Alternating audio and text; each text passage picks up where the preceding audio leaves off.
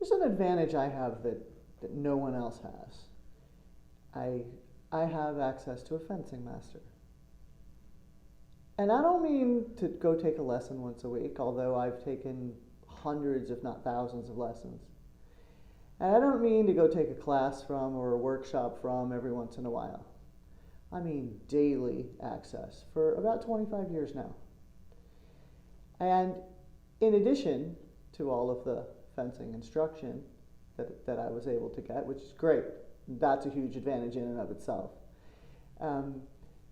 There were other things, and the main one is we talk a lot about everything. At the beginning, when I was first learning, we would talk. Every lesson I took, we would talk about it afterwards. Every class I took, we would talk about it afterwards. Every class I assisted in, we would talk about the plans before. We would talk about how it went afterwards. Once I got where I was doing my own thing, every lesson I gave, we would talk about it. Every class I taught by myself, I would talk about my plans beforehand. We would talk about it afterwards, go over all the details, constantly looking at everything that I taught, everything that I learned, to make sure that it was true. And that is a huge, huge gift to someone who wants to learn to teach. It turns out that the biggest advantage went even beyond that. These conversations that we'd have would go, sometimes I think the shortest conversation we've had is probably about an hour. The longest conversation we had, I couldn't even begin to tell you, went on for days, maybe longer. But we talk about everything. Talk about everything possible that was fencing or sword related, and everything that seemed like it wasn't related, but it turned out that it was. We talk about music, we talk about movies, we talk about genealogy, we talk about everything. If you thought about it, we probably talked about it.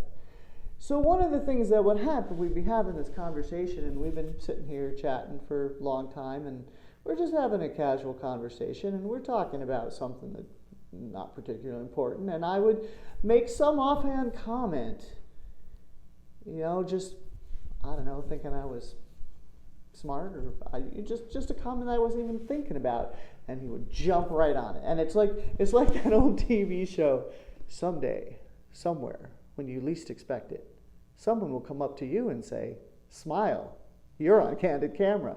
And then that person had to deal with whatever silly thing they just got themselves involved in. It was a lot like that. Or like, what's that insurance company that has that slogan, "Life comes at you fast"? They got nothing. They got nothing on this.